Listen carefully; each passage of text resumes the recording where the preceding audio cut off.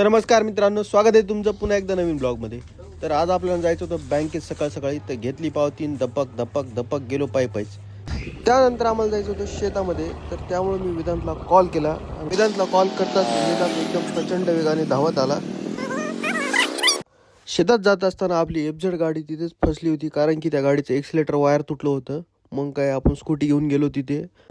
या FZ गाडीचं wire वडत कशी तरी चालवत नेली शेतापर्यंत गाडी. तर मित्रांनो, हे झाड आपल्याला आता इथून काढायचं आहे, कारण की हे झाड आपल्याला वाढणार नाहीत, त्याच्यामुळे हे झाड तोडायचं आहे.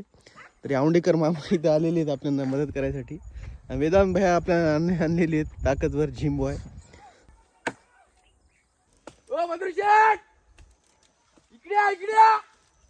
वेदांत बद्रू शेठला याच्यामुळे आवाज येऊ लागला, कारण की बद्रू शेठचे मित्र आले ते पाहणी करायला शेतीची, ते पण हेलिकॉप्टरमध्ये. तर हे वरी सगळेजण त्यांनाच बघत होते. त्यानंतर आपण गेलो बोर आणायला झाडाचे. तिथं काय आम्हाला बोर सापडलेच नाही.